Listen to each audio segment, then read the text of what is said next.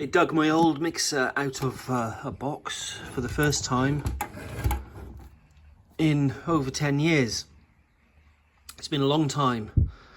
And of course, some of the channels are gone. They've just blown from age. It possibly can be fixed. The amount of money it costs to get somebody to look at this, to try to fix it, who knows a bit about what they're doing, is probably more than what the thing is worth. So what I did was I saved myself some money. I took a risk and I bought another one off of eBay, which is actually an upgrade on this one. Now this one's a really good DJ mixer, but I didn't use it for DJing. I used it as my studio mixer. I'll show you what I love about it. Pull some of these out. There's a few things I love about it. What I love about it is the crossfader.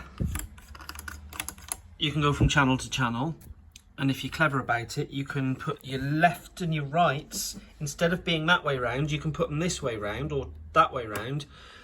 Use the crossfader to do some nice stereo pan tricks. It's an instrument. It's not just a basic mixer for measuring the volume of sounds. It's an instrument in its own right. You can do a lot with it if you know what you're doing. And I've got a lot of use out of it during my 20s when I was running an underground music studio. People thought it was crude, but I love it. I love it because it's simple to work with. It's a very powerful tool. It does a lot. We never had enough channels when people are around though. Now these are stereo channels, right? And there's only a few of them. 2 of these are phono or stereo, so they can only be used for mixing decks, or you can flip them over to the line.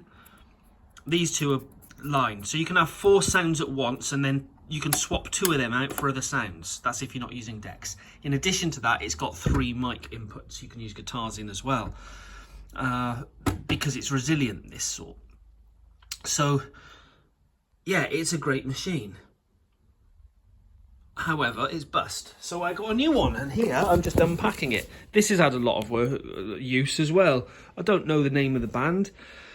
It's not especially a good one by modern standards, but what's lush about it is it's not this this new USB computer digital shit. It's a real mixer. The advert says it all works, so I believe it. I'll have to check out everything on it. Now, it's a bit different from the others. There are some things that are not as good. For example, these are not stereo channels. The first 10 of these are mono, which means the sound comes out the centre of the speakers. You can, because this clever mixer, you can pan it from centre to left or to right, but that's it. So even though there's 10 stereo channels, there's actually 5. Sorry, no there's not. There's 10 mono channels. Mono means 1 sound. Stereo means left and right, 2 sounds. There's only 5 if you double them up, which is possible to do. And then you've got your left side and your right side. I don't know if I'd want to do that yet. It might be something useful. And you can see it's similar to the other one. I haven't even had a good look at that. There seems to be quite a few send and returns, which is what half of this is.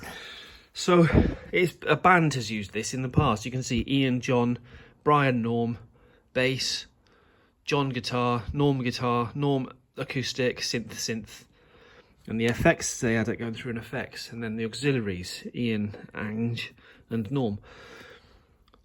Right, I'm going to give you a bit. No, this is another difference. This one you'll see. Look at this. This is why it's basic. If you look at any of these, the lowest setting is 0, halfway up is 5, and then right at the top is 10. Grimy because it's old. Whereas with this new one, if you look at the volume bus, the center of it is on 0, the top of it is plus 15 decibels, and then it goes quieter and quieter, less than 0, until you get to, on this they describe it as being infinity. That means silence, complete silence. And you can, now 0 setting is the you want everything on the same line to begin with, right? Well, no, actually, that's not quite true. And this is, when I started to do this recording, waiting for this to arrive, I've been thinking about what it is I want to teach specifically. And it's going to be easier to do this demo on the old one, actually, now that I've thought about it. what you want, say you've got 4 instruments, 1, 2, 3, 4, right? Drums, bass, guitar and singer. We'll keep it simple as that. The singer's microphone depends on how close that is to her mouth, so that's a bit wobbly, because sometimes you'll want the volume louder if she's holding it further away. She might use that as a part of her instrument though, to change the volume of her voice. You have to trust the singer knows what they're doing, which means you have to work with them enough to get a basic understanding of what they're doing, how they're going about it. So what you want is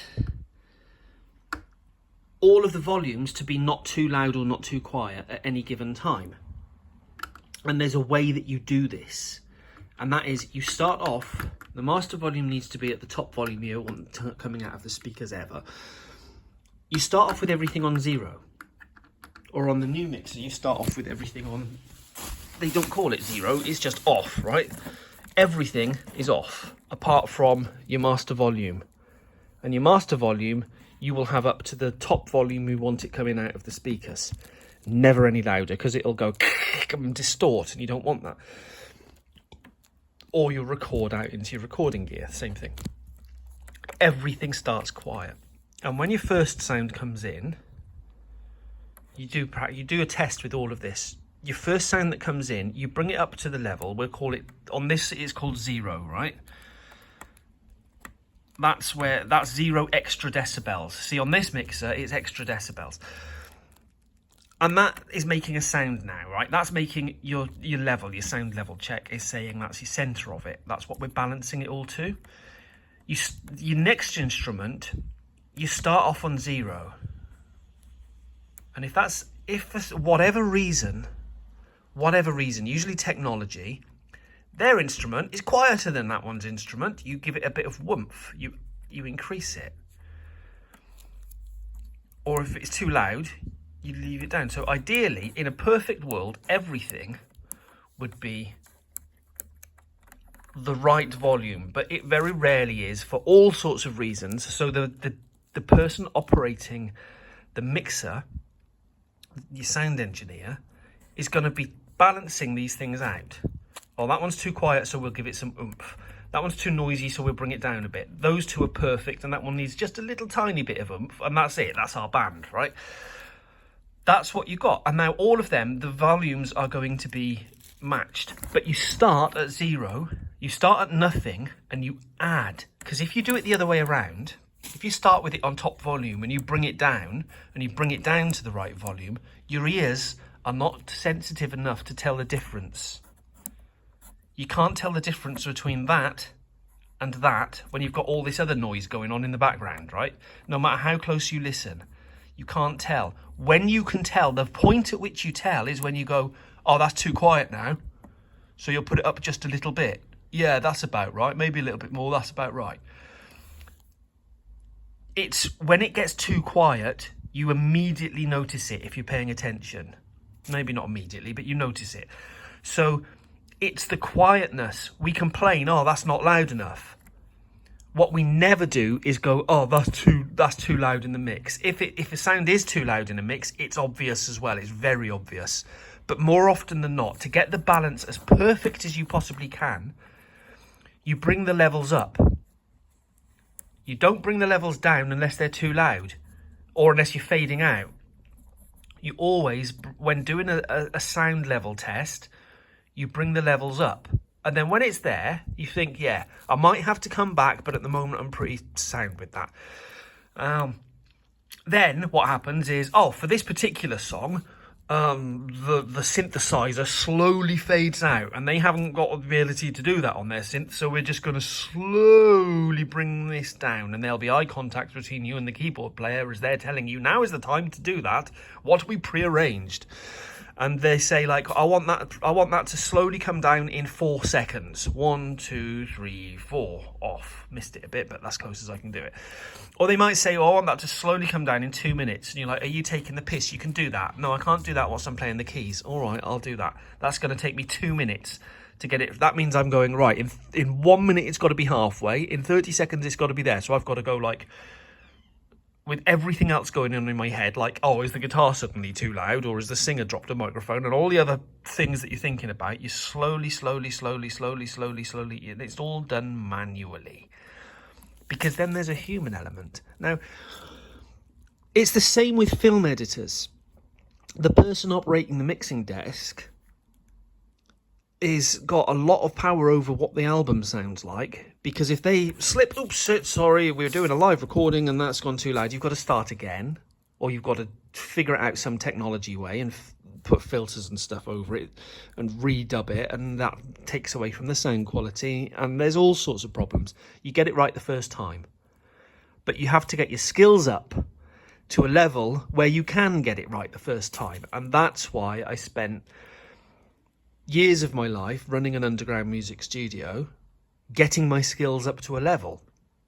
Then I had a kid and didn't do music until the child is a man in his own right and has moved in with his girlfriend. So that's got me back into music. I dug the old machine out the box. It doesn't work because, of course, time has happened to it, and so I got a new one now. Hopefully it's going to work, and I'm going to see how well it works. I'm happy with this. If it all works nicely, it's not stereo. It's not the best I could possibly work with. I would prefer one where every channel is a stereo channel, but they cost a lot more, and I'm on a budget. So, you know, second-hand kit that's been used until the point where they've sold it on, it's perfect for me, because it's actually an upgrade on what I was using before. And I'll tell you the same as that every professional will tell you. You work with what works.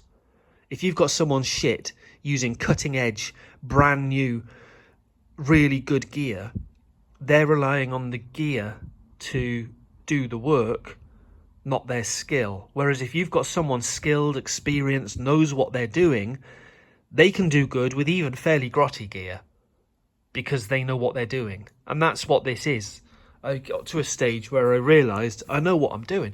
And I look at all of this new USB computer technology and I'm just like, none of that's compatible with all the other stuff in my studio. Well, some of it is, but only because I've been forced into it through progress. This is the obvious answer for me, and I was lucky this came along at the right time. And, well, I've got to plug it in and see if I can get it up and running now. But hey, I am happy with this. It looks nice. It looks nice and gothic, which is great for me. Yeah, vocal channels, 2 vocal channels. I'm not going to do a thing about this particular mixer. They do already exist on the internet. But what I like about this is something that actually, having said that, check this out, right? You haven't just got the 3. If you look at this, you'll see you've got your gain, which is how many decibels are added, how much oomph you give it. But you've also got a 3-band filter. You've got low, mid, and high. They call it top, bass, and mid, but it's low, mid, and high. So you can take out the top and bump up the bass, or you can bump up the top and take out the bass, or you can bump up the top and the bass and take out the middle to make lots of room for the other instruments. And then on your next channel, you could do it the other way around. You could take out the top and the bass, and you could bump up the middle and try to beat match it. You know, you can do that. But on this mixer, it's got 4. It's got a top and a high and a low. But instead of just 1, it's got 2. So you've got much more refinement over the mid-range than what you do on my old mixer. And what they call input trim is also, it's like the gain on the other one, I guess. This is all the pre-stuff. So that's what's coming out of the mixer. That's what's going into the mixer. And you can adjust that, I think. Oh, it says auxiliary. That's what goes out to the, I don't know. I've got to play with it to find out. Stereo pans. Happy.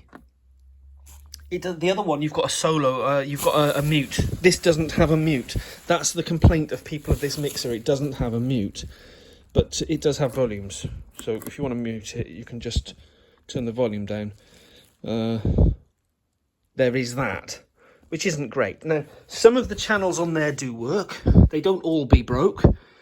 Probably about half of them work, which means I've got at least a 3-channel mixer to feed into this, or to feed this into the other one, to extend it, to do other things with it, which means that I've can put all of my effects units, the effects out, because you can send the effects, there's a send and return function. What that means is you can send the sound out and then it comes back again from whatever you've sent it to. So if you send it into like a reverb, a separate effects unit, and then it comes back in here, you can turn that on and off on the mixer, so you can hear it dry or you can hear it with the reverb, right? But I can send it to this and have multi-effects, and I can control the extent of them, and I can use the effects from one place using just a few of them, if I can get it up and running that way.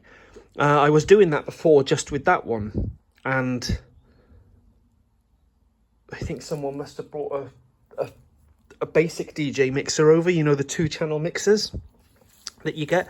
I'm having some fun with that, especially when you start combining it with the crossfade. You get all sorts of possibilities opening up, and you can do manual switches. Like if the crossfade's halfway, you get both channels, or just the left or just the right. I don't think this has got a crossfade, but the other one does, so I'm not going to lose that if I send it. Anyway, I'm going to wire it up with my creative wiring. And hopefully some of what I've just yapped on about in the last 10 seconds is going to give people inspiration that these are more than just boring volume meters. They are boring volume meters. It doesn't make any sound of its own if it's working. If it does make its own sound, it's broken. But what you can do with these things is phenomenal. Like, this will make or break an album depending on how well you use it. And that's all skills, and that's all knowledge and experience. So passing on my knowledge and experience, I have barely even skimmed the surface. I've just had a look at this thing and yacked in my excitement about what I plan to do with it, using some of the other stuff I've got, which is a couple of low end of the market groove boxes, you know. It's nothing that exciting. One of them is designed for doing techno music. I've had techno music coming out of my flipping arsehole for all of my life and would like to do something a bit more creative. There's many genres. Like, I'm eclectic. I like all sorts of stuff. I'm not going to list it all. And then, of course, you try to fuse it all together, isn't it? Like the fusion style of modern music from the end of the 20th century, but also drawing from Delta blues, man. Think about the Delta blues. My son Charlie is named after Charlie Patton. Go and do some research into the Delta blues. It's flipping lush. How do you turn that into modern jungle music using a techno box? I don't know yet, but this helps. This helps tremendously, I'm sure of it. And that's what I'm going to be doing. Hooray! Quite excited to be, to actually, like, I've spent a month fucking around with this thing, being sad because it's broken and I can't do what I used to do with it. So finally I bit the bullet and spent my food money on a new mixer. And I've eaten porridge for a month to afford it. But that's what you do when, like I say, truth is my God, music is my religion. I can't explain it better than that.